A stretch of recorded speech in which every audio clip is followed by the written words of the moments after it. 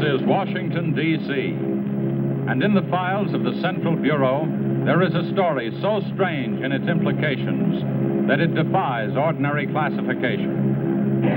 It is the story of a handful of people who, in the course of one desperate night, held back a wave of panic and pandemonium. It began after sundown, time 7:15, as Flight A Coast Patrol from Travis Field was returning to base. When the nightly Air Force transport pointed north toward Japan via the Great Circle route. While at sea, the Navy and Coast Guard maintained their usual round-the-clock vigil. And from the equator to the Arctic, the radar network swept the skies with eyes that never sleep. Time, 7:19. An unidentified object was picked up 200 miles southwest of Point Barrow, Alaska. 7:27. Unidentified object confirmed at Fairbanks, Alaska. Heading south-southeast, 170 degrees. Height, 75,000 feet. Estimated speed, 5,000 miles per hour. White warning. 7:39. Unidentified object 200 miles due west of Vancouver, British Columbia. Course 170 degrees. Height 60,000 feet. Estimated speed down to 3,600 miles per hour. Yellow warning. 7:54. First interceptor flight airborne. Point of interception, 80 miles due west of San Francisco, California. 7:55. Unidentified object past point of interception. Red warning. 8:11. Morro Bay, California. Height, 50,000 feet. Estimated speed, 2,000 miles per hour. 8:15. Santa Monica, California. Height, 10,000 feet. Speed, 1,200 miles per hour. 8:18. All traces of unidentified object gone. Red warning lifted. By 8:25 at the Los Angeles branch of the Communications Commission, reports of strong interference with radio and television reception began to pour in from the beach area. The monitors went to work immediately. Mobile units were ordered to converge on the vicinity of the disturbance. Pinpoint direction finding devices began to trace the trouble to its source.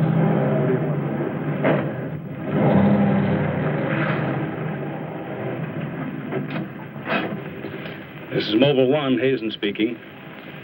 We're at Ocean and Beacon Way, interference strength 2, bearing 27 degrees. Over. Mobile 1 from center, roger. Over. Mobile Center from Mobile 7, over. Go ahead, Mobile 7. This is Mobile 7, with Pacific Center and Beach 4. Interference strength 3, bearing 39 degrees, over. This is Mobile Center, roger. Stand by. Mobile 1 and Mobile 7.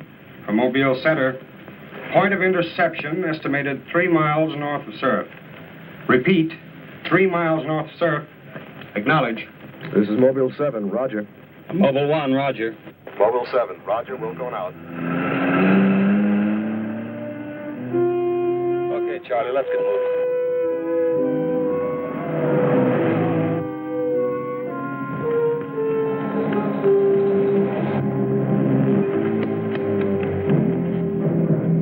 Yes, what is it? Take me to a phone quick. I need an ambulance. What's the matter? My husband and Pete out there in the picnic grounds just above the beach. They've been hurt. Well, this is a communications car. I'll phone it in from here. I'm Mobile 1 to Central, over. Did you make that out, Charlie? Not a word. I'm Mobile 1 to Central. I can't reach you. Repeat. Well, they must must be getting us all right. A Mobile 1 to Central. Have an ambulance set to beach at Surf. Emergency. 2 men hurt. Acknowledge. Roger and out. I'm sure they'll be here soon now. Tell us what happened. Oh, this man, he just kept coming at us. It was awful. Who? I don't know. He was wearing a suit like a diver. Hurry, please. They're hurt. Charlie, you better wait here. I'll go down and take a look.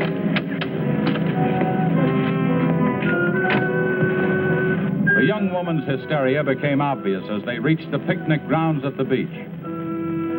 There was no sign of the mysterious intruder, and little could be done for her husband and their friend until the ambulance arrived.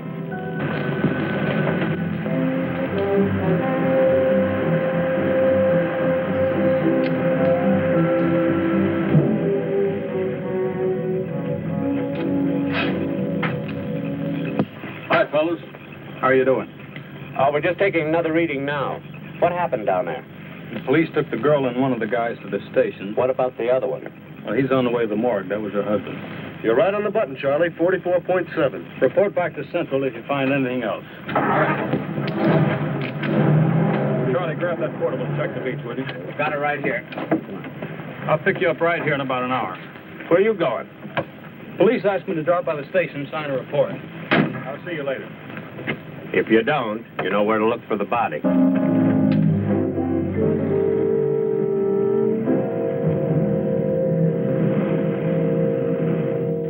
Like I said, we were just starting to eat when we heard something tracking through the sand toward us. I looked up and couldn't see anything. Then Betty screamed. At what? I thought you couldn't see anything. At first we couldn't. Then this guy started toward us. What kind of a guy? How should I know? He was wearing some kind of a helmet over his head. He could have been a deep-sea diver or anything. All right. After you saw this diver, what happened? Well, we jumped up. Ed, that was Betty's husband, yelled at him to stop. But he just kept coming.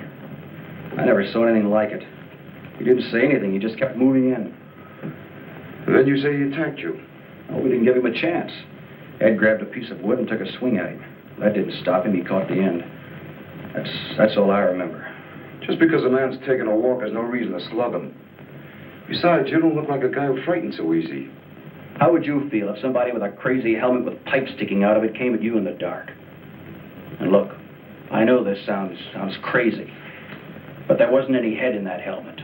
No head. No head at all.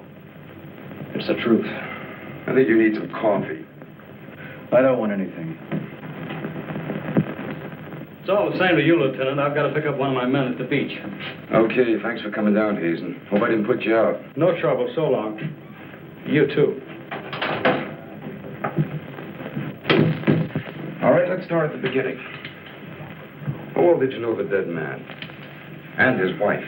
Betty and I went to school together. I knew Ed a year. How long were they married? About a year. Wasn't her husband a little older than she? I don't know. But you said you and Mrs. Evans went to school together. And you never discussed anything personal with her? She did mention he was older, yes. How much? 15, 20 years. What difference does that make? That wasn't too hard now, was it? Where do you live? 629 and a half East Palm Court. Why? That's where the Evans live, isn't it? Yeah, I board with them. You do, huh? Now, Mrs. Evans is a good-looking woman. What are you trying to say?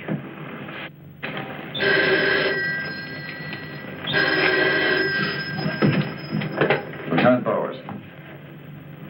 Where? Yeah, I got it. I'll leave right away. Ain't been enough murder. Near the beach. Keep an eye on this guy until I get back. What are you doing? You'll stay right where you are. At least until Mrs. Evans feels well enough to talk. What do you want from her? Oh, I just want to see if your story checks with hers. After all, you went to school together, remember?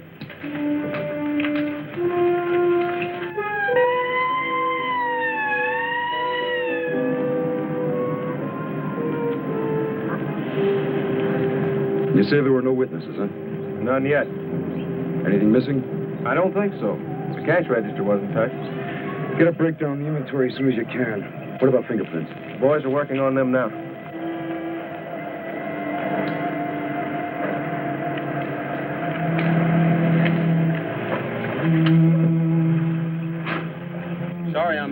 What kept you so long? The lieutenant asked me to hang around a while. Well, what's the score? It looks like one of those things. Pretty girl, older husband, young boarder. Kid claims some guy without a head knocked the old man off. You don't say. Anything else? Yeah, he had a diver's outfit with horns. No. He's going to have to do better than that. How are we doing? I took a reading about 10 minutes ago. The radiation is going out with the tide. What about the radio phone? It's working fine again. I just got a call from Central. They said Mobile 7 picked up some new trouble northeast of here. Here we go again. Hop in.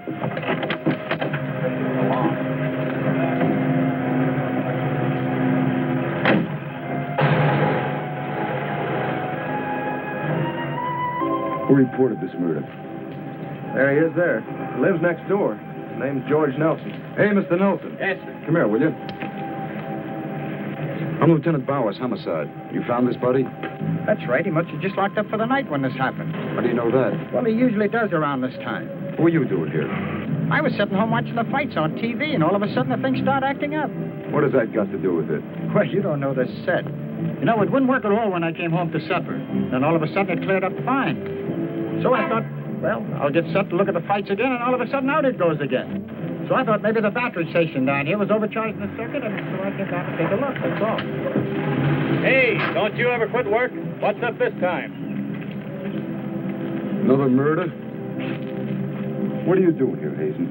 Same as before. Still trying to track down that signal interference. Hey, does that stuff work on TV, too? Well, it has been for hours. What'd I tell you? What's the matter? Seems there's something on the blink. Well, at least we know we're on the right track. How'd you make out with that boarder? You're still sticking to a story.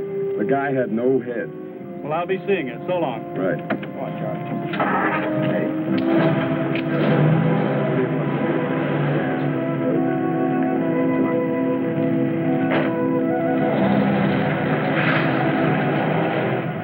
And so the communications team resumed its mission to track the mysterious interference to its source. Via accurate readings taken at regular intervals by stationary and mobile units, it was determined that the disturbance was moving in a northeasterly direction. By 10:34, Mobile Center had pinpointed the disturbance at the edge of the Huntington oil fields. Units 1 and 7 were instructed to close in.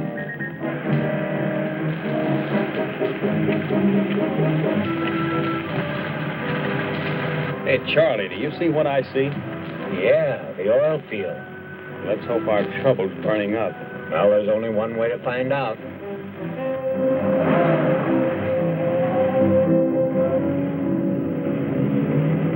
Look, Sarge.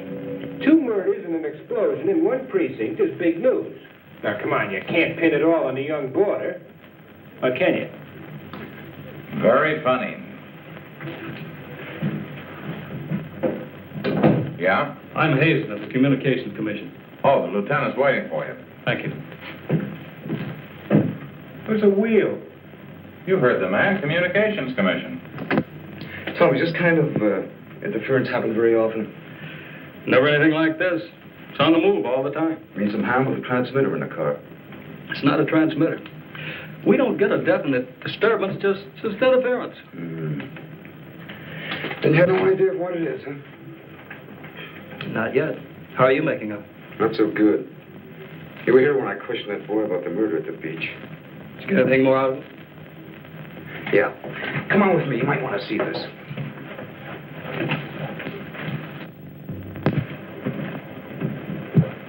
Ah, I see you're just about done. Thanks. You can go now.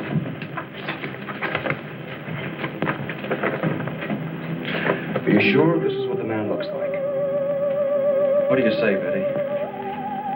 Well, just about, only I think the tubes were a little lower down. And you still insist there was no head inside the helmet? I'm positive there wasn't. What about you? Well, it was dark. I couldn't swear to it.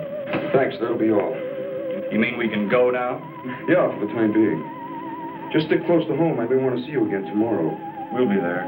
Come on, Betty. Kind of changed your mind about those two, haven't you? Yeah, I guess I have. Hey, look, bring in the old man, will you? Don't tell me you believe this story about this whatever it is. I know it sounds as phony as it ever did. But, sit down, will you please? You're the watchman at the Huntington oil fields? Oh, yes, sir. I've been with the company for over 22 years, sir. Yeah. Will you tell Mr. Hazen here exactly what happened? Well, sir, like I said before, I was just closing the gate for the night when I saw this fella coming up. I was never so scared in my life. Yes, go on. Well, it wasn't the man so much as the suit he was wearing. Well, he wouldn't stop when I hollered at him. He just pushed his way right in there through the gate and walked right up to the tank. Now, you carry a gun? Did you try to stop him? Well, he was much too close to the tank. I was afraid to shoot. So I thought I might call for help. And just as I got to the shack, the tank blew up.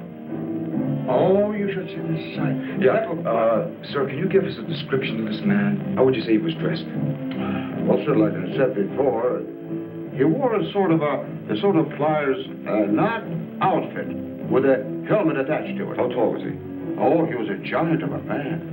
And he had tubes sticking out of that thing, that helmet he wore. Can you tell us what his face looked like?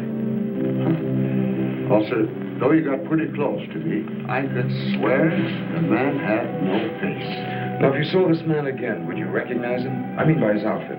Oh, I'll never forget that sight if I live to be 100, sir. Would you say this is the man? Wait, sure, that's him. Thank you very much. You may go now. All right, sir. Thank you. Well, Hazen, what do you say now? Beats me. The descriptions check all right. This could be some kind of flying suit. High-altitude equipment. Yeah, that's what I've been thinking. Well, how do you explain that stuff about the missing head? No, we can discount that. These people were frightened. It was night. Nobody really took a close look at it. I guess you're right. But whoever he is, that outfit doesn't look like one of ours. Of course, he could have been dropped by parachute. You mean sabotage? We're checking. I think we better wire a report to Washington and see what they say. Oh, you can use our teletype. I'll tip off the LA police to be on the lookout for something unusual. Hey, wait a minute. What about the press? Oh, I don't think they know too much now. We better keep it that way for a while at least, till we find out whether our friend is still around here. Well, if he is, I think we can find him for you. My hunch is that he's carrying something around that's causing all this disturbance, whether he knows it or not.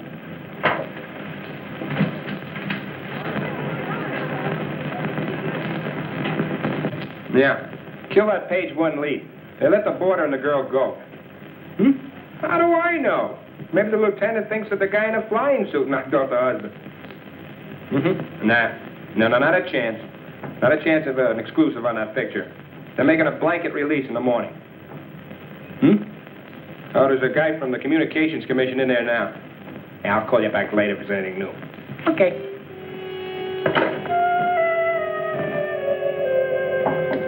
Come in. Sorry to interrupt you, Lieutenant. Yeah, what is it, Jim? There's a teletype cam for you. Oh, thanks, Jim. We're waiting for it. That was fast. Well, here's our answer. Looks like they never sleep in Washington. Says to contact a Major Andrews, care of Dr. Wyatt, director of the Griffith Institute. Hey, it's kind of late. Maybe I'll give him a call. While you're at it, I'll go out the car and check in with Central. Okay.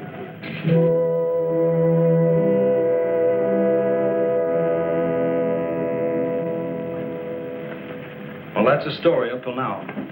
We got in touch with Washington. They told us to contact you here. Very interesting.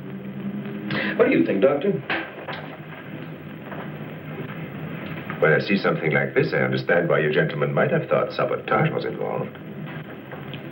Lieutenant, are you sure there were no traces of this saboteur, this X-man, found after the explosion in the oil field? Fire department went over every inch of the area. Didn't come up with a thing. Well, then there's a strong possibility that he might have perished in the explosion itself. I doubt that. We're pretty well convinced this man is carrying something that's responsible for all the signal interference. According to the last report I got, there was a definite disturbance about 3 miles east of the oil fields, sometime after the explosion.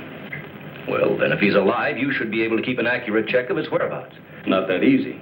As a matter of fact, we lost contact about 3/4 of an hour ago. Maybe he realized you were trailing him and got rid of whatever he had that was causing the disturbance. In that case, there's nothing much my department can do to help you. I guess it's up to us. Unless you have some suggestions. Well, let me think out loud for a minute. It might just be that what we've been talking about so far, and this phantom, as we'll call him, ties in with what the doctor and I have been discussing. That is very possible. I don't know whether you know it or not, but somewhere around 7:30 this evening, our radar networks picked up an unidentified object off Point Barrow, Alaska. They traced it clear down to Santa Monica before they lost it. Santa Monica? That's where we first picked up our radio interference. Yeah, right at the scene of the murder. Well, then, if all these things tally up, we've got some idea of how our man got here. You mean that he came in some plane? In that case, somebody would have seen it land and take off again. Or did it crash? No.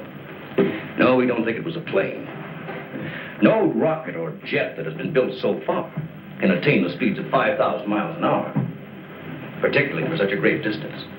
And maybe we're on the wrong track altogether. Couldn't your unidentified object have been a meteor?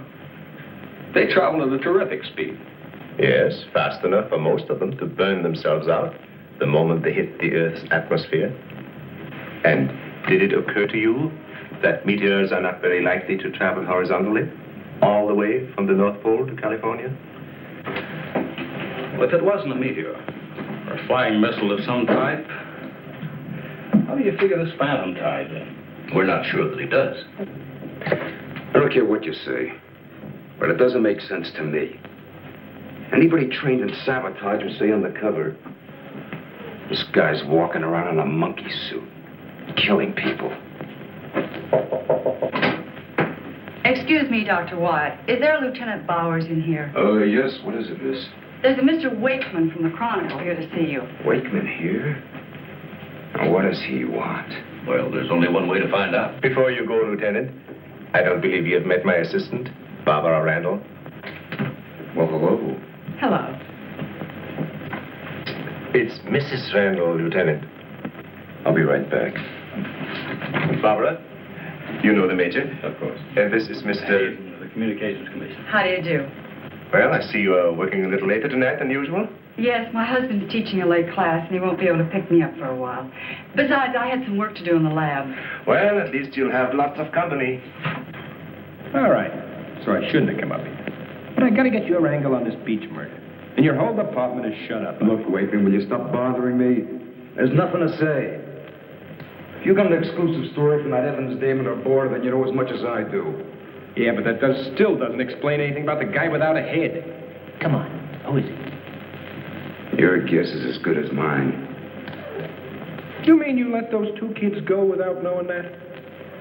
I don't buy it. Well, I did. Well, then you must have an awful good reason. I bet you're trying to tie it in with that other murder. All right, Lieutenant. Don't tell me. I'll get my story somehow. Oh, if you want to know how things turn out, read the Chronicle in the morning. That's right. Now get in touch with Charlie in Mobile 1 and have him call for me here. Okay, honey. Well, did you come up with anything? No, we're just briefing Barbara here. It's just amazing the way you've been able to put these things together. Don't kid yourself, Mrs. Randall. It seems the press knows as much about it as we do. Well, let's hope they don't come to the same conclusions. A few lurid headlines, and every fool in the country will be seeing phantoms in spacesuits and men from Mars all over the place. Yes, I can imagine. And mass hysteria is difficult to check once it gets started. That's why we've got to move fast. Well, from the looks of things, I guess it's up to me. I'll be in touch with you as soon as I hear anything. See you. By 12:30 a.m., the dragnet was in operation. Mobile units patrolled the streets and countryside. They covered an area 35 miles square. Special and sensitive equipment was prepared for action.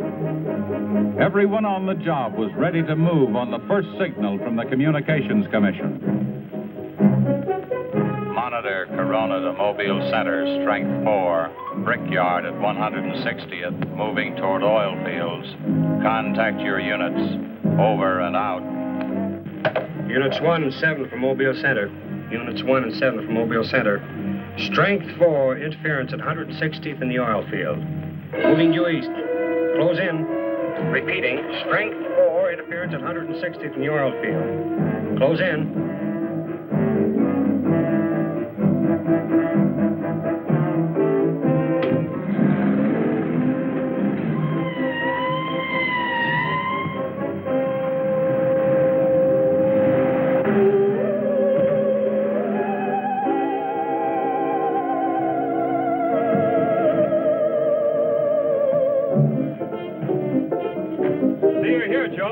Scott here, trying to set this up. What gives, Hazen? It's in this area, all right. I brought the Geiger counter. Thank you, Doctor. Why don't walk over those oil fields? Well, it doesn't register as far as the oil field. I think we'll do better if we split up, man. Right, Lieutenant. You two go that way, Lieutenant, out here. Joe, you follow him. Come on, Doctor. And you? Oh, forget it.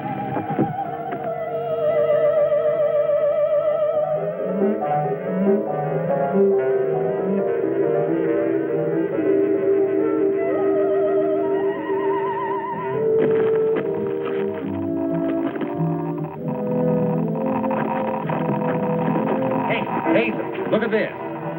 Yeah, points this way. Hey, Joe. Joe.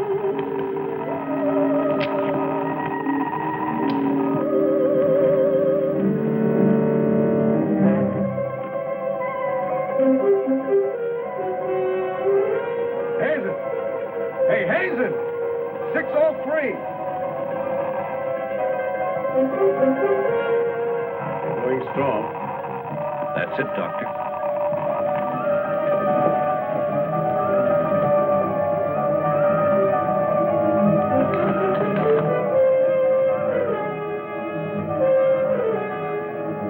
It's leading this way. Come on.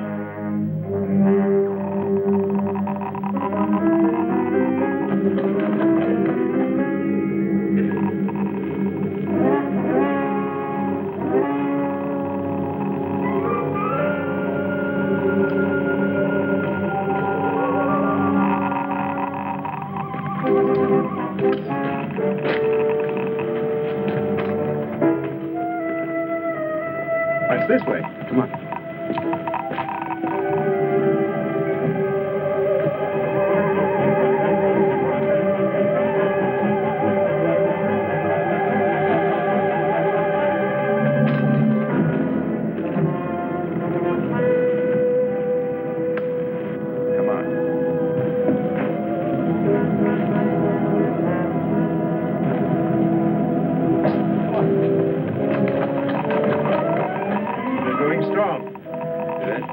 That's right. Checks with me. Sure does. He's here. We saw him. There he goes. Come on. Fritz. Gotta be around here somewhere. Yeah, we gotta get up the roof. Fitz, go get a ladder. Look out! Let's cut him off. Come on. Around here.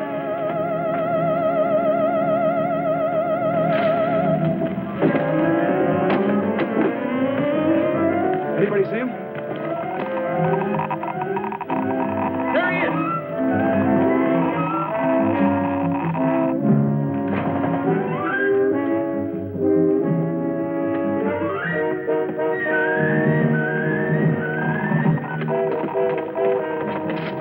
Cut him now. We'll give you 10 seconds to come out of there, starting now. 1, 2, 3, 4, 5, 6, 7, 8, 9, 10. We're going in. Couple of you guys cover the door. Come on.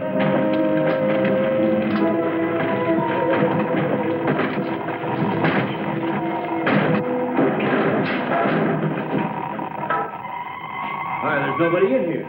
Possible. We saw him come in. Maybe he went out of the window. We won't get very far. Don't touch anything till we check for fingerprints. Oh, Doctor, over here.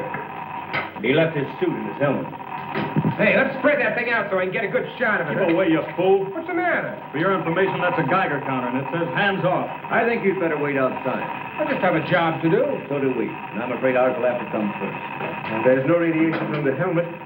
But look at this. So that's what's been causing all this trouble. Charlie, you know where we can pick up a lead-lined box in a hurry? Well, Mobile 7 should have one. They're right outside. I'll take a look. Hurry it up, will you? Unbelievable. Now, we all thought that this phantom might be carrying some device that was causing all the signal interference. But you'll learn that it's due to the very clothes on his body. That's not the only thing that bothers me. Did any of you get a good look at his face? Not me. He's too far away. Well, I did. Unless I'm mistaken, that helmet was empty. Hey, where am I going to put this stuff? Oh, put it in Dr. Wyatt's station. Yeah, we take it back to the Institute. Right. Find out anything? No. No, that's all right. You can handle that.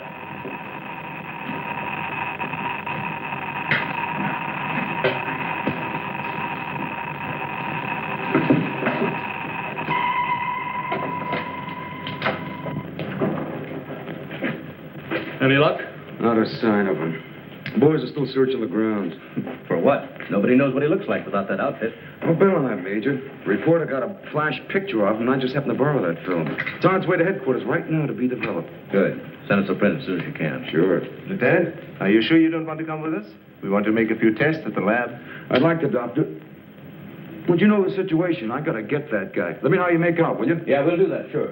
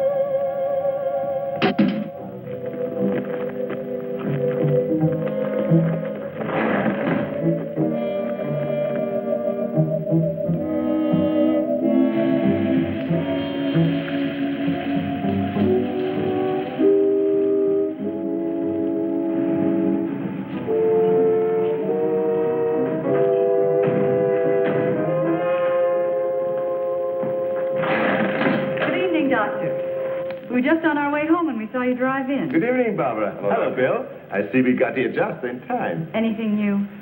Lots of excitement, but that's all. Major, you know Barbara's husband? Oh, of course. How are you? How are you? Hey, it's a nice-looking dog you've got there. What's his name?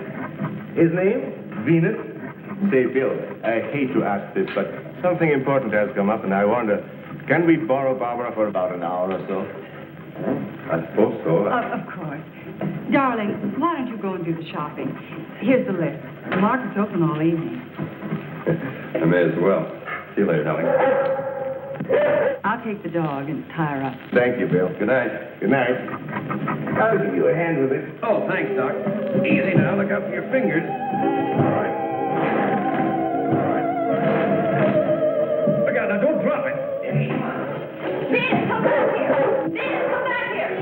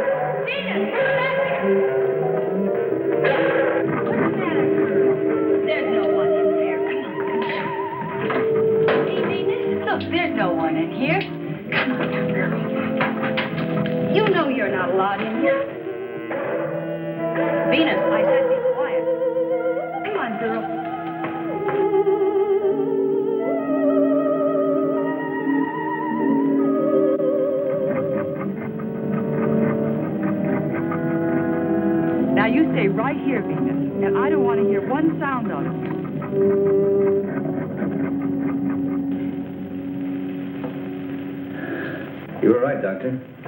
There are no fingerprints anywhere. What's all this? Hey, don't touch anything. You better put some gloves on. Our friend, Mr. X, left this suit at the oil refinery. You mean you were that close to him and you didn't catch him? I'm afraid so. That's up to the police now. Hand me those shears. I want to cut up this material to work with it.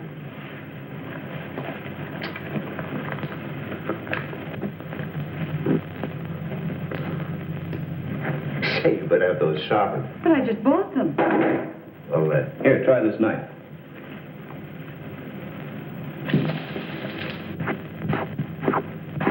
That still won't cut. Let me try.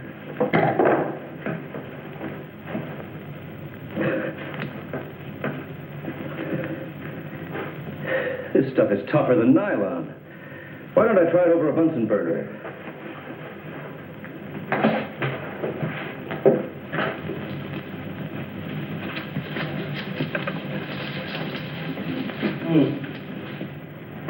Hey, doesn't burn either.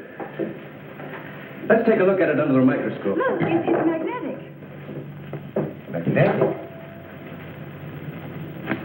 Here, Radioactive. And apparently indestructible. Thank you.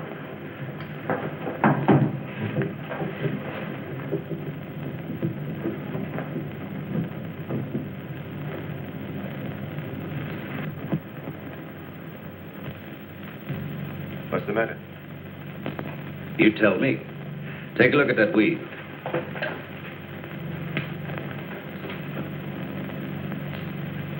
What weed? There is none. This material is one solid mass. May I see it?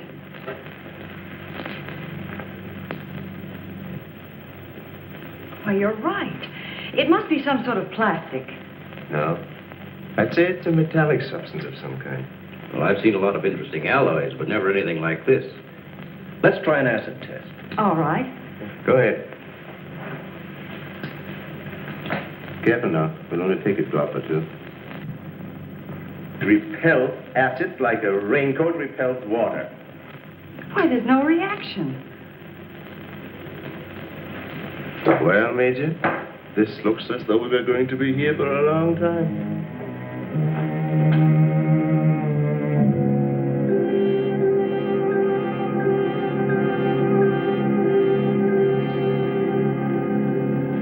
Now we have it. The helmet is not radioactive. The suit is. There is no doubt. This spacesuit is conditioned to function above 63,000 feet, where human blood would boil, resulting in the body expanding to twice its size. And death, of course. I know. And it must withstand pressure and counterpressure. Also, it must be so supercharged it can function in thin atmosphere. Now, let's see what it is that is left in this breathing apparatus. Well, how are you doing? The gas from the helmet tank breaks down to 11% methane. Ordinary marsh gas? What's the rest of the formula? No, that's where I'm stuck. I can't figure it out. It just doesn't respond to any of the usual tests. Well, how could anyone exist on that combination of gases? You and I couldn't. But apparently someone can. Oh, Doctor, are you trying to say that our X-Man doesn't breathe oxygen and hasn't the metabolism of a normal human? I really don't know. From what we've seen, he has some physical characteristics which make him appear human. But added to them is this fabulous radioactivity that none of us could stand. I am puzzled.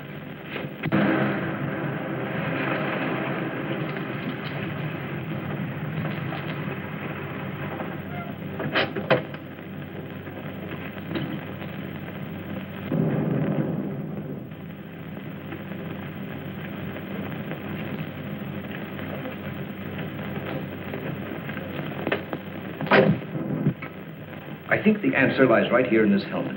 Obviously, he needs it to survive. Otherwise, he wouldn't have risked wearing it where he was sure to be recognized. As it is, he only took it off when he was cornered. But if what you say is true, how can he exist without it now? Let me put it this way. It's like a patient in an iron lung. Sometimes one can be removed for hours at a time without any ill effects. Exactly. And I think the same principle applies here. And that means sooner or later, he has to get his breathing apparatus back or die. I don't understand. Well, I've got an idea. If we were to return this whole outfit to where he left it, he might be tempted to come back for it. Dr. Wyatt speaking? Yes, he's here. No, thank you. Hello, Major. Still at it, huh? Mm-hmm. No, we haven't got a thing, no. The picture? Yeah, hold on. He says the picture the reporter took of our man didn't come out. I was afraid of something like that. The radioactivity must have burned the emulsion. Hello. No. No, we didn't find any fingerprints at all in his clothes. Did you find any? Oh, too bad. Hello? Will you wait there, please? We don't know what to make of this either. Have you heard from the communication boys yet? Well, let's hope they turn up with something. Major, excuse me. Hold on a second. Yes? It's Mr. Wakeman of the Chronicle. He insists upon seeing you. He does. Where is he? I told him to wait in the lobby. Good. Hello? And it's our friend from the press is here.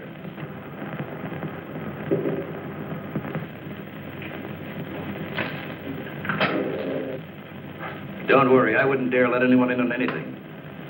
At least not till we get something concrete. Right. All right. I'll see you later. Well, I guess I'd better see this newspaper man. Want to come along, Doctor? I think I will.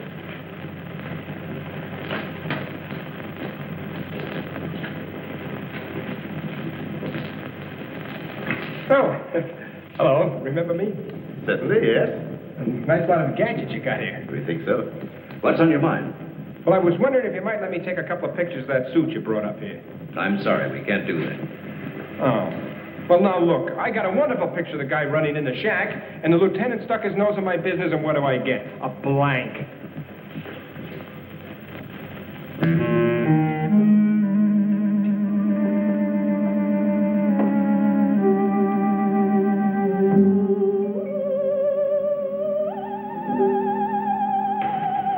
Is that you, Doctor?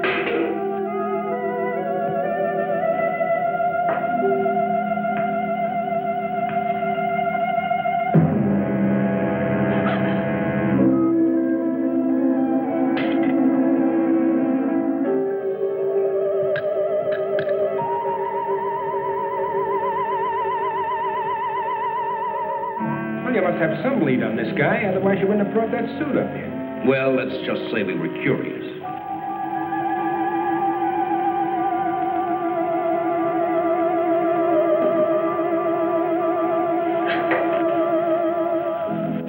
Hello, Bill. I back so soon? Isn't Barbara through? I don't know. She's still in the lab. Why don't you go up and see? Thanks, I will.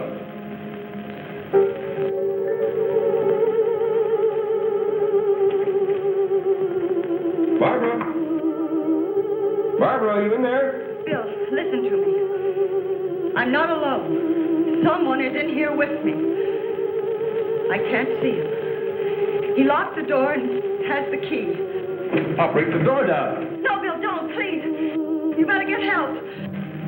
You mean I've come all the way up here for nothing? I'm afraid so. Good night. Yes. Good night, Mr. Wakeman. Good night.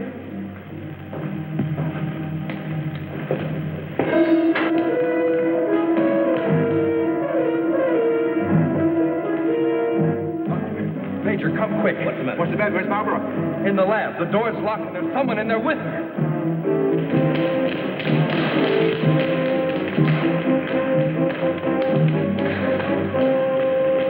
I thought you said the door was locked. It was.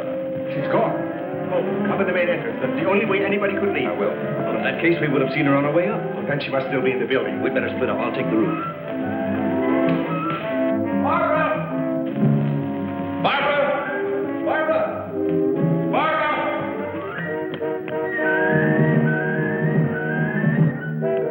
Barbara! Barbara! Where are you? Barbara!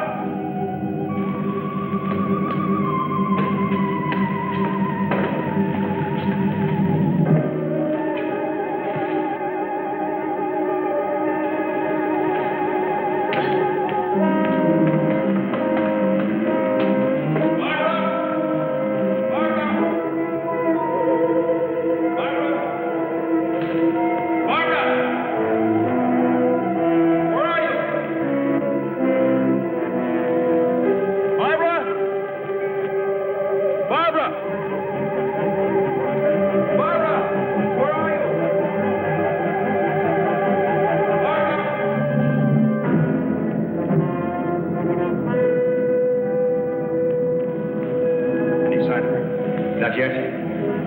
She must be around here someplace. Now, you stay here. Watch the main entrance. And I'll check the basement. All right.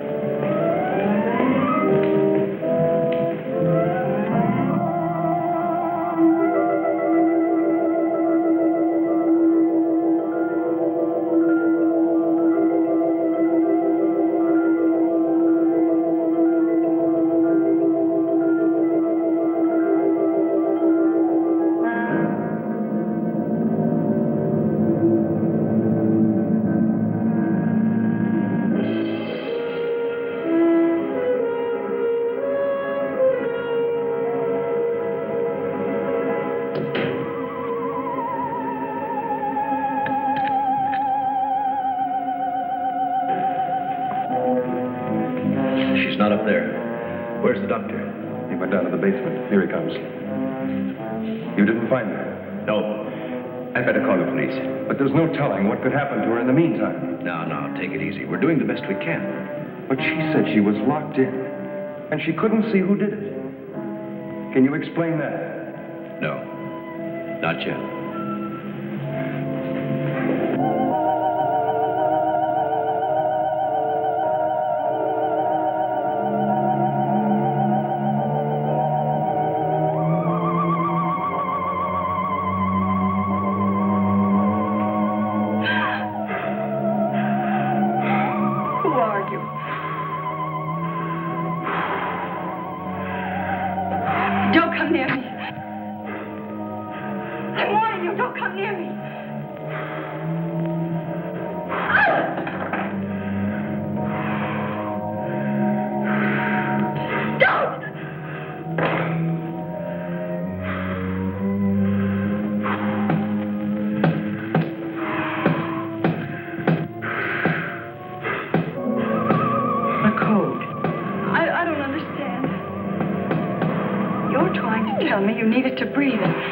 Much left in the tank.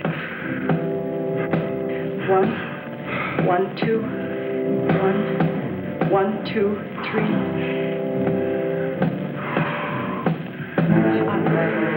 I'll write it down.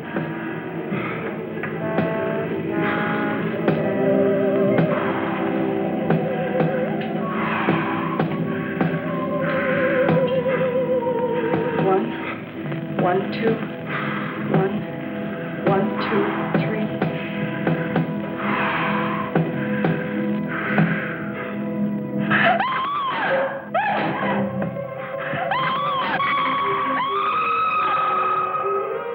In the lab.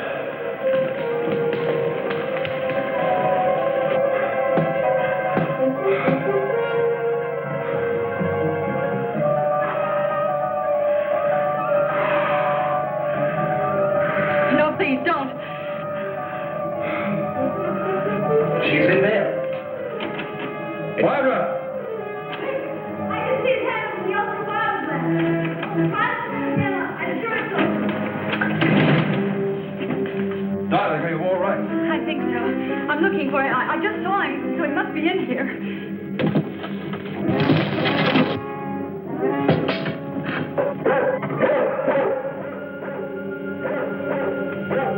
Steady feet to the ground.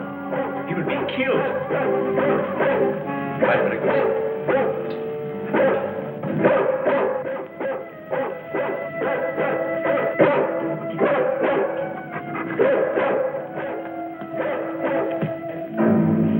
It was frightening. I couldn't see him. I didn't know what to do. Come here. Quick. Disintegrating. This is amazing.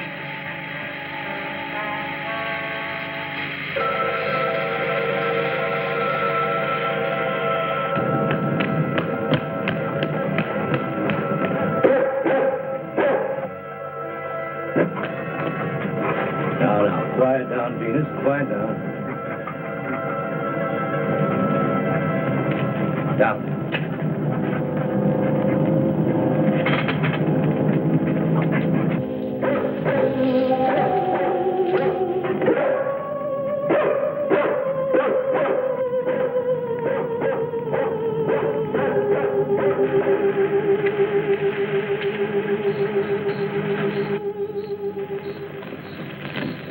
Mobile Center from Mobile 1, come in, please. This is Mobile Center. Go ahead. Get hold of Major Andrews or Dr. Wyatt at the Institute. I want to talk to either one of them. I will do. Stand by, Mobile 1. Dr. Wyatt speaking. Oh, yes, Mr. Hazen. Yes, we're still at it. Lots and lots of excitement, but nothing definite yet. Have you anything to say? The trouble seems to be just about gone. We get a flash in the direction of the observatory once in a while, but I figure that's because of the outfit you're testing. Yes. Lieutenant Bowers ought to be here any minute. Of course. How long will it take you to get up here? Good. See you then.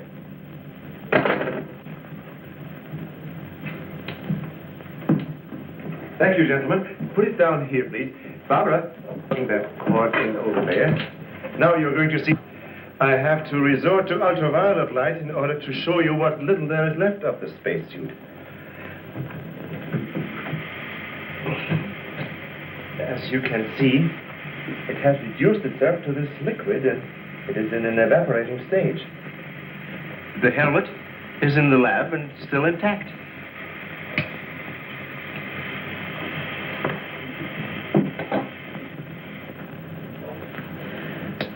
This is amazing. All the radiation in this suit would, well, it'd be fatal to a normal human being wearing it. Of course. And furthermore, our respiratory system could never assimilate gases such as we have found in that breathing device. Well, then we have to assume our so-called X-Man carried his own atmosphere with him. Excuse me, but as a matter of curiosity, why do we refer to this thing as a him? I thought it was invisible. Under normal conditions, yes. Yet, Mrs. Randall did see the imprint of a large foot and a masculine hand under ultraviolet light. How do you explain that? I don't know, but the human body is composed of various elements with a carbon base. Like coal? Yes.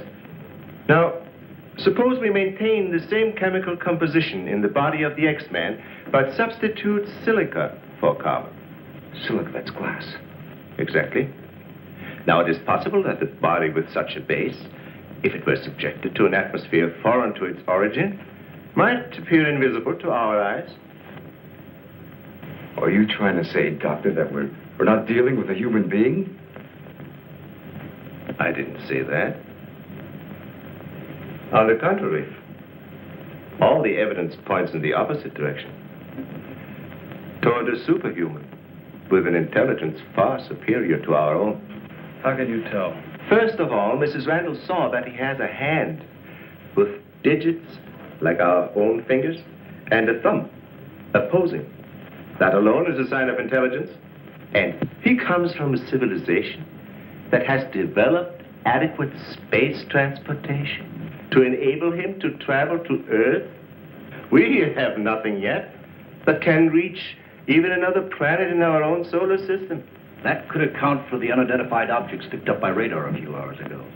My theory is that the spaceship, or whatever it was that he came in, operated on the principle of magnetic rather than atomic propulsion, and that somewhere in the outer limits met with the condition where the Earth's gravity pulled it down and it fell into the ocean, and that he managed to save his life and reach shore. You really can pick up any type of communications interference, no matter how weak the signal may be. Sure thing. We were on his trail from the minute he left the beach. I never knew you carried such sensitive instruments in your car.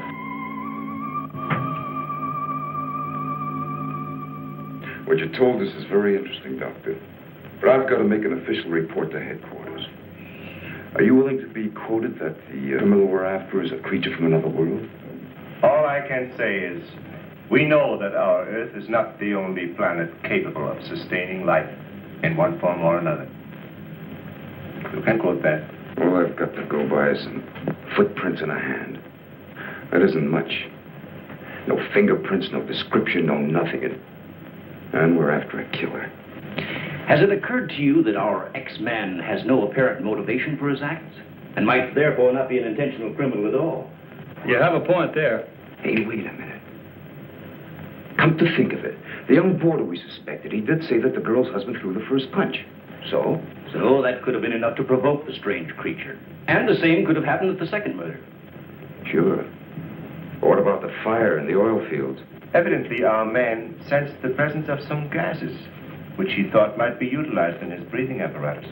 Yeah, that could account for his presence at the oil refineries, where something went wrong, causing the explosion. Too bad he got wise to us and took off his uniform, or we'd have been able to catch up with him by now.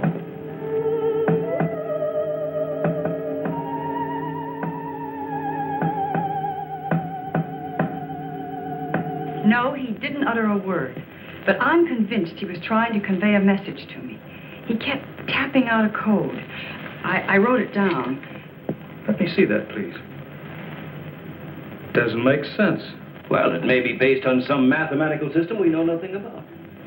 But he was trying to tell us something. Why did he run away?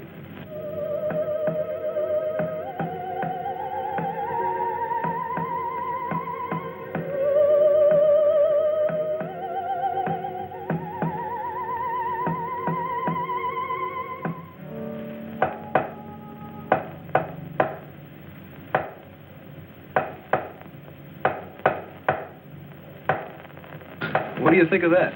Hell, Hazen must be crazy sending out stuff like that. I guess so. Why don't you try and get a hold of him? Yeah. Mobile 1 from Mobile Center. Come in, please. Mobile 1 from Mobile Center. Come in, please. Mobile 1 from Mobile Center. Come in, please. Hey, that's Central calling.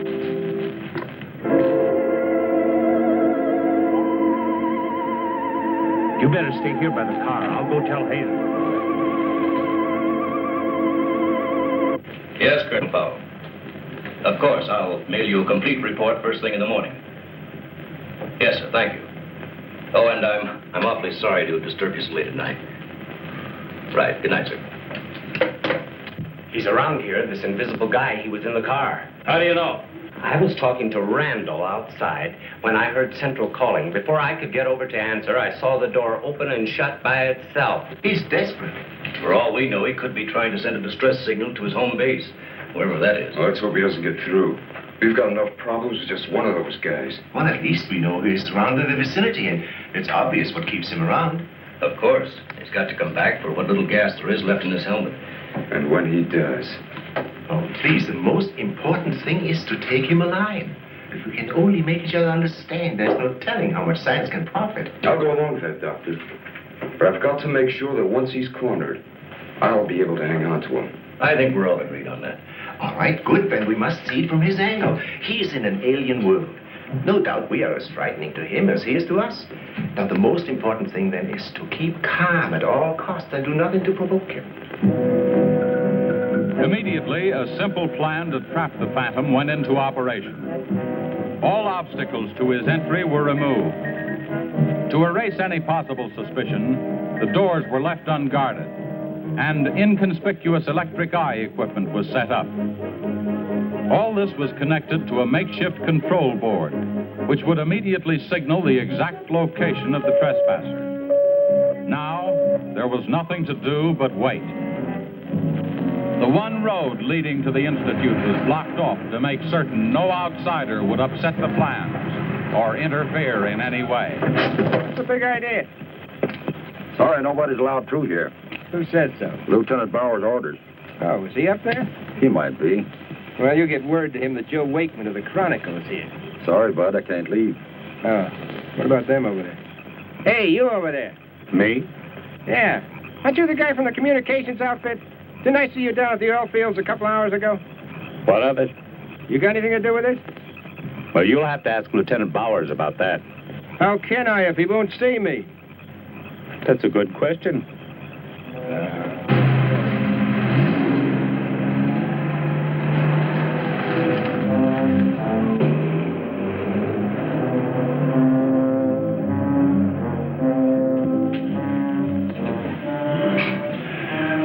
Well, it's 3:45. Sure taking his time. Time is cheap. Yeah, well, how long can you sit on the edge of your chair like this? All year if we have to. I only hope this mechanism works. It will, unless he flies in between the wires. I wouldn't take any bets that he can't. Well, if everything else fails, we still have Venus here to help us. You know, I'm certain she sensed his presence before. That's why she carried on so.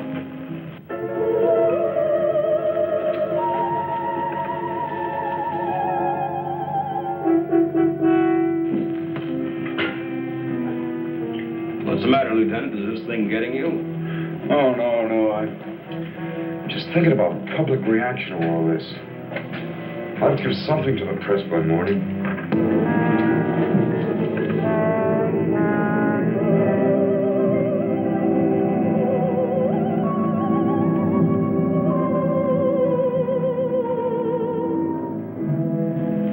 You know, ever since I was a kid, I wanted to be a pilot. Then after I got my wings and had 75 missions, I thought I'd seen everything. Now, after all this, I know I haven't seen anything. He's here. The back entrance. Let's head him off. Remember, now, take it easy. Don't crash.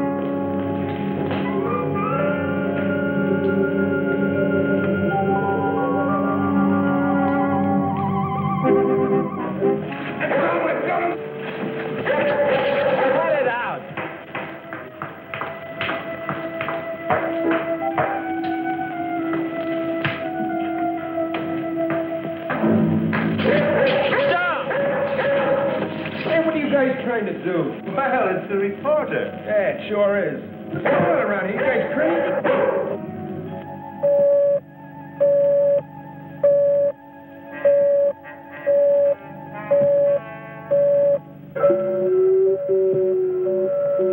How'd you get in here? Oh, that don't make any difference. Come on, what's up? What's going on?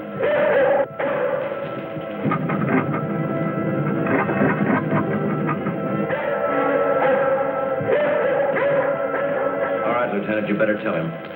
I'll reset the wires.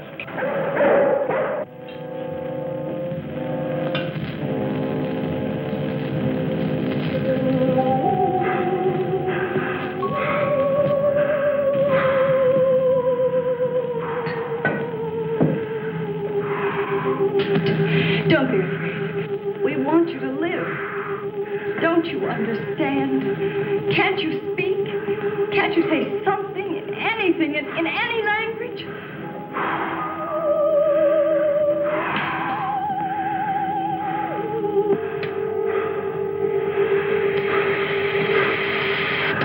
Listen, everybody. He's in the lab with me now. He's in the lab with me now. Venus, be quiet. The door's unlocked. Hurry. He's having trouble breathing. I don't think he can last much longer. And please, don't let Venus get at him. And walk in quietly. Quiet, Venus.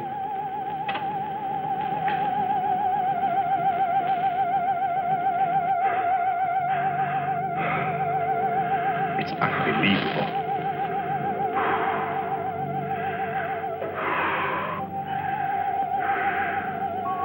You see, there's nothing to be afraid of. Nobody wants to hurt you. I've tried to reason with him. I feel he understands, but he can't speak. Wait a minute. I'll try his code. I think I remember it right.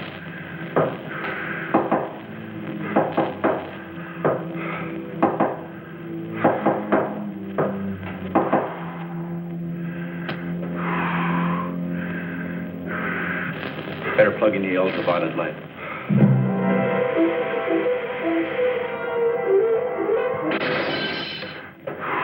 Oh, you scared him.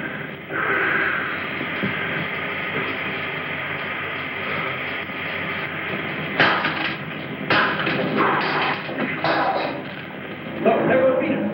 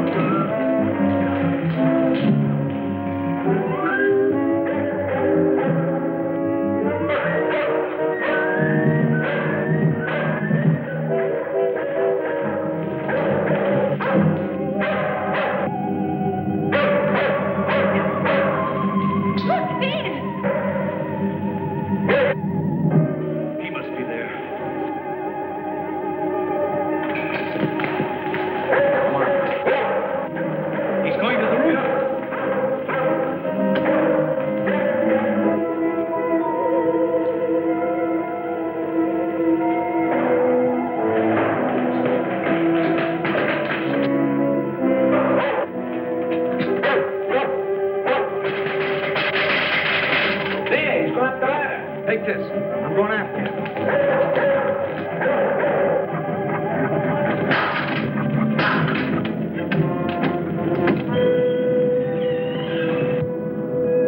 The door. In here with a big telescope.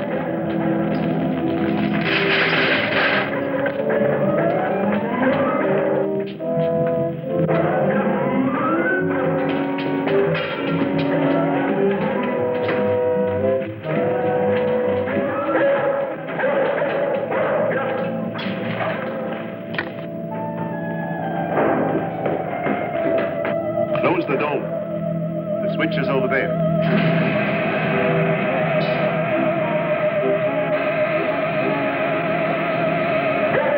Smoke senses something. Quiet, Venus. Well, if he's in here, he'll never get out now. Door was closed. This is what I've been waiting for. Please, Lieutenant. This is our last chance. We have to take him alive. Plug in the lamps. There's an outlet here.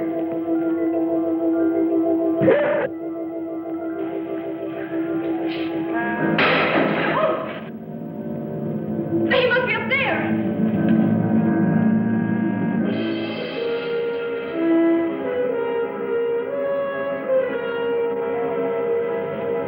His whole body's gone. If I hadn't seen this with my own eyes. What do we do now? Stand back.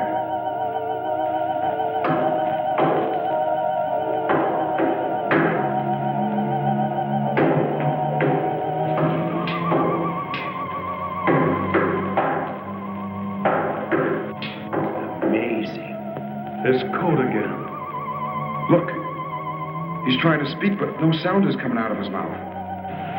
Look at Venus. She acts as though she hears him. Yes. Dog can hear sounds that we can't. His voice must be beyond the range of the human ear. Maybe he's screaming.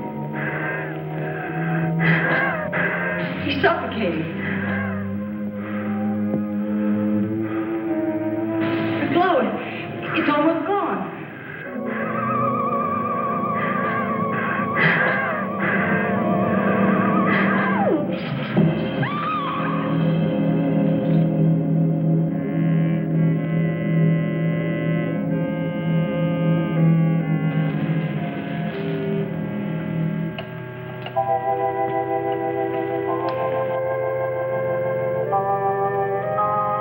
We won't need these lights anymore.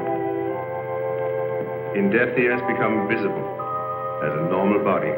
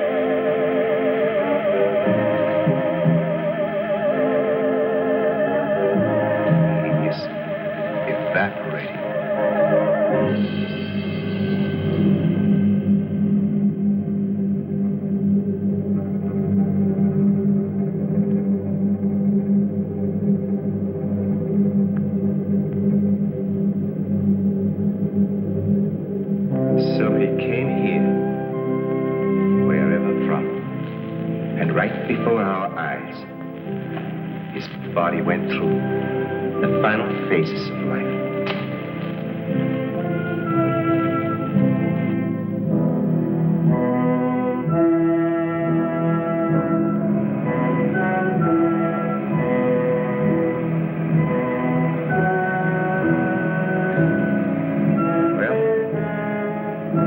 It's morning.